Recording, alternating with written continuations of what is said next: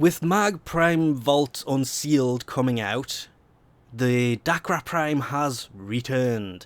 It does suffer a few major problems though. The drop locations for this will be in the description though, and one of the big pluses to this is the fact that they've added the PVR, I can't remember what the hell it was called, which means you can basically change the colour of the gold, and I kind of like it with the red on because it kind of looks like blood but doesn't at the same time.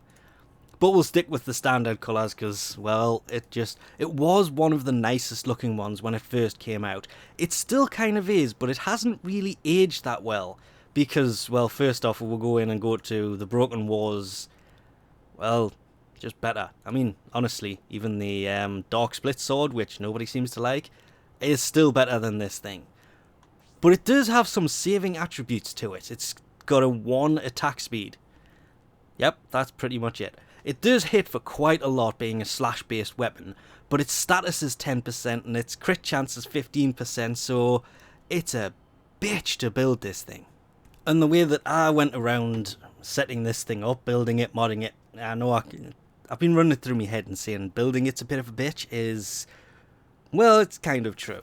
I kind of went for a semi-status crit type setup because I run Naramon as my focus tree. Having a crit melee weapon is kind of very useful.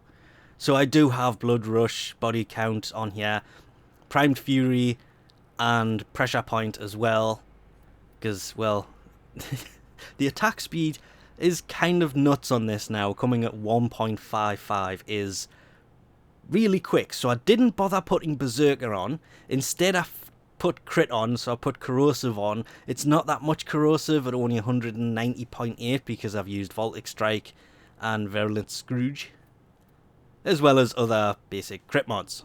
Considering this thing was first introduced like update 19, that was mid-September 2013, this was the first proper like massive void drop, because before this there was only Frost Prime, the Reaper Prime and the Latron Prime really available until Mag came around. It was kind of a big deal at the time. It was a hell of a weapon, to be honest.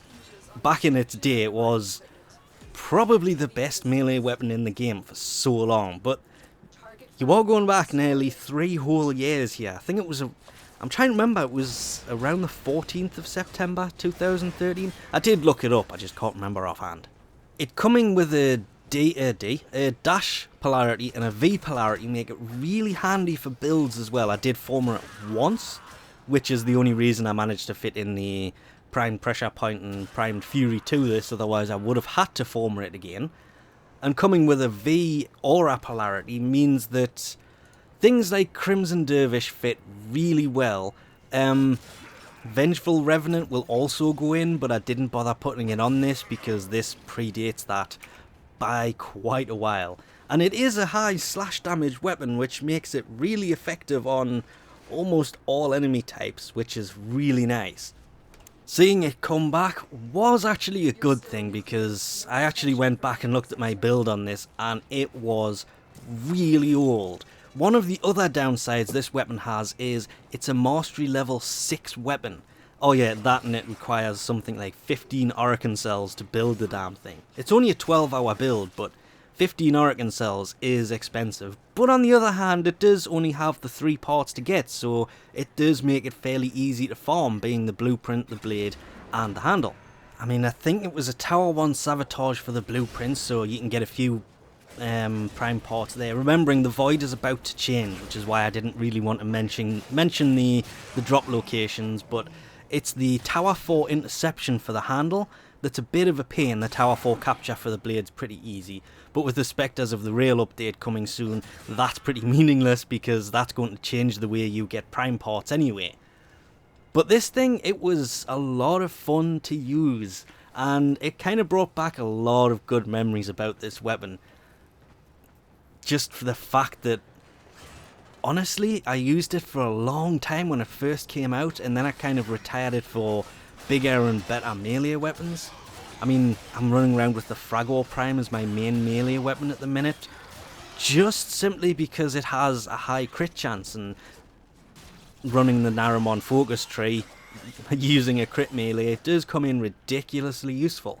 So, hence the kind of build I threw on this, being a crit-based build. It is fun. It's definitely worth getting a hold of if you did miss it, because once it's gone, it's probably never going to come back unless they release everything from the Void. So it's definitely worth getting a hold of it, because it is a pretty decent melee weapon. The total of 60 physical damage.